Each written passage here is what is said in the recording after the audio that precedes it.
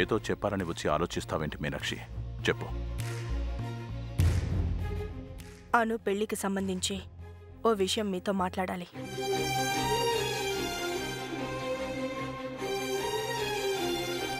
మనమ్మాయి పెళ్లి గురించి మాట్లాడడానికి నీకు నువ్వుగా రావడం నాకు చాలా సంతోషంగా ఉంది మీనాక్షి. మరిద్దరం మాట్లాడుకుని నిర్ణయాలు తీసుకుంటేనే ఏ ఆటంకం లేకుండా మనమ్మాయి పెళ్లి జరిగిపోతుంది. నేనొచ్చింది పెళ్లి పనులు ఎలా చేద్దామని మీతో మాట్లాడడానికి కాదు. పెళ్లి జరగకుండా ఆపితే బావుంటుందని చెప్పడానికి.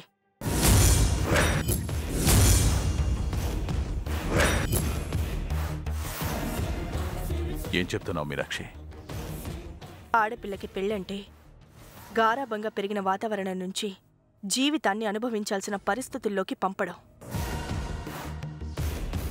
పెళ్ళైన క్షణం నుంచి తల్లిదండ్రుల మీద ప్రేమని, అభిమానాన్ని భర్త మీద చూపిస్తూ కష్టం సుఖం పంచుకోవడం, జీవితాంతం గడపాల్సిన భర్తని ఆడపిల్లకి నిర్ణయించేటప్పుడు ఆలోచించి నిర్ణయం తీసుకుంటే బావుంటుందని చెప్పడానికొచ్చాను. నువ్వేం చెప్పాలనుకుంటున్నావో సూటిగా చెప్పు. అనుకి సిద్ధార్థ తగినవాడు కాదనిపిస్తోంది. ఎందుకు తెలుసుకోవచ్చా?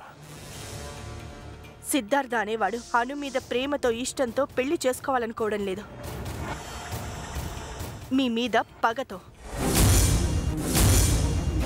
మీకేదో ప్రమాదం తలపెట్టడానికి ఈ పెళ్లి చేసుకుంటున్నాడనిపిస్తుంది.